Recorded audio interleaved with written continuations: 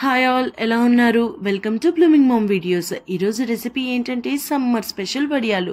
సమ్మర్లో వడియాలు పెట్టుకుంటాం కదా మనం, అందులో ఈ సగ్గుబియ్యం వడియాలు చాలా టేస్టీగా, క్రిస్పీగా, గుల్లగా ఉంటాయండి. ఒక్కసారి నేను చెప్పే విధంగా ట్రై చేయండి, చాలా టేస్టీగా. ఇప్పుడైతే రెసిపీలోకి వెళ్ళిపోదామా? ముందుగా మీకు కొలత చెప్తానండి.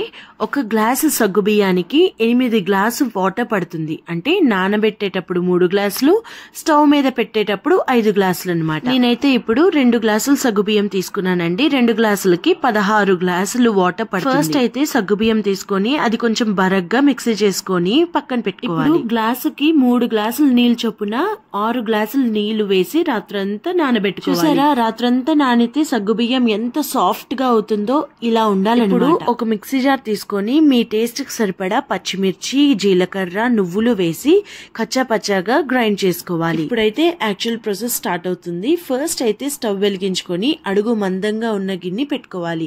అడుగు మందంగా ఉన్న గిన్నె ఎందుకు అనంటే సగ్గుబియ్యం అడుగు పట్టే ఛాన్సెస్ ఉంటుంది. ఆ గిన్నెలో గ్లాసుకి 5 గ్లాసులు చొప్పున 10 గ్లాసులు వాటర్ వేయాలి. వాటర్ వేసిన తర్వాత మరుగు రావడానికి కొంచెం టైం పడుతుంది. ఎందుకనంటే అది దలసరి గిన్నె కాబట్టి.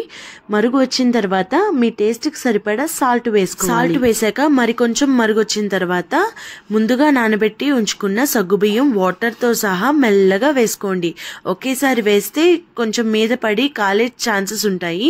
అందుకని నేను గరిటెతో మెల్లగా వేస్తున్నాను. 2 గ్లాసులు సగ్గుబియ్యానికి సరిపడా పెద్ద గిన్నె లేదు, అందుకనే నేను ఇంకొక గిన్నెలో కూడా హాఫ్ ట్రాన్స్ఫర్ చేశాను. ఒక 20 మినిట్స్ అయిన తర్వాత సగ్గుబియ్యం కొంచెం ఉడుకుతుంది. ఉడికిన తర్వాత వాటర్ కూడా దగ్గర పడుతుంది. ఈ టైంలో 2 టేబుల్ స్పూన్స్ ఆఫ్ ఉప్మా రవ్వ ఆర్ సూజీ రవ్వ వేసుకోవాలి.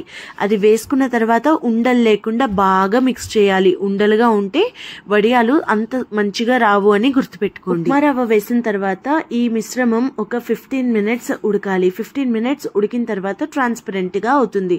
ట్రాన్స్పరెంట్ గా అయిన తర్వాత ఒక 5 మినిట్స్ ఇలానే ఉడకబెట్టాలి.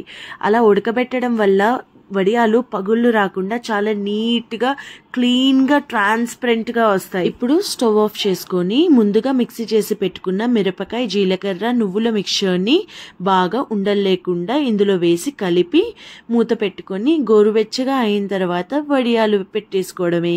చూడండి, నేను 6:15 ఆ టైం కల్లా పైకి వెళ్ళాను. ఎందుకంటే అప్పుడు కొంచెం ఎండ తక్కువ ఉంటుంది, ఇంకా అంత ట్యాన్ అయ్యే ఛాన్సెస్ ఉండవు కాబట్టి నేను మార్నింగ్ 6:15 కల్లా వెళ్ళి వడియాలు పెట్టేస్తున్నాను.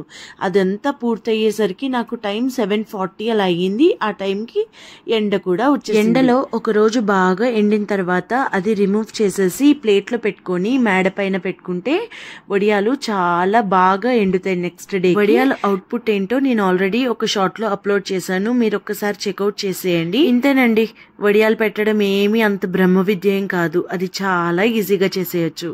ఈ రెసిపీ నచ్చినట్లయితే ఏం చేయాలో తెలుసు కదండి, కమెంట్ చేసి లైక్ అండ్ సబ్స్క్రైబ్ కూడా చేసుకోండి. ఇట్లు మీ Blooming Mom. Thank you for watching.